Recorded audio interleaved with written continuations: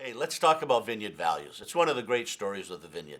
A number of years ago, the board met in a very special meeting where we looked at the values. There had been a long list of values and representing a lot of different churches, a lot of different things, and we realized that when you have 25, 30 values, you don't have any. So we went on an exercise that Bert Wagner, our former national director, put us through. And that board, men and women, worked for a couple of days, really whittling that thing down and got down to 5 things that we all pretty much were in agreement. Again, wordsmithing here and there, trying to substitute a word here and there, but the general agreement being that we value the theology and the practice of the kingdom of God. We value the experience of God. God is not just a cognitive God, we just know about God, but we actually know God and how important that is in our worship.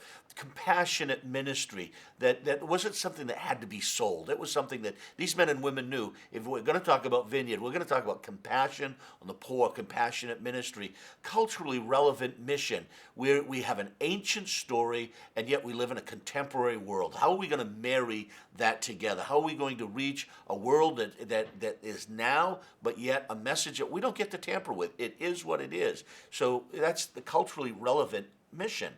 Also, reconciling community. If the Vineyard is anything, it's a community that is bringing what is broken together. What is broken between God and man, what's broken between man and man, churches and churches.